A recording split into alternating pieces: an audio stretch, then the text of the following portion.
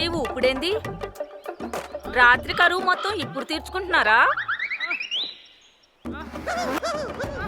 అయినా పట్టపగలే ఈ గుడిసెట్ పనులేంటి?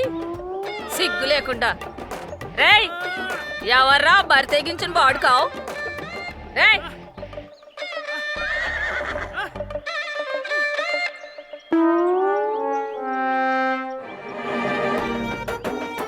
నువ్వా?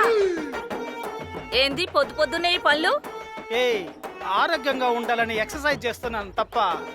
చెయ్యాల్సిన ఎక్సర్సైజ్ మానేసి ఈ పనికి మాలిన పనులేంటి? అంటే కండలు పెంచుదామని. కండలు పెంచి ఏం చేద్దామని? ముడుసుకొని పడుకుందామనా? మంచాన్ని ఎరగొడతా.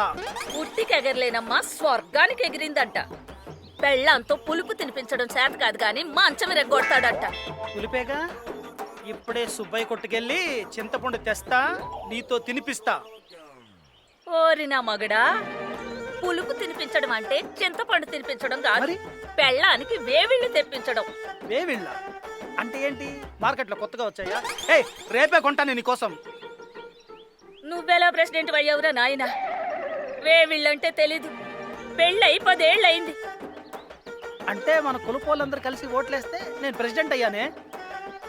నువ్వు ప్రెసిడెంట్ అయ్యావు కాబట్టే ఊరంతా ఇలా తగలబడింది. పెళ్ళాన్ని కడుపు తెప్పించడం చేత కాదు కాని ఊరునుద్ధరిస్తాడంట.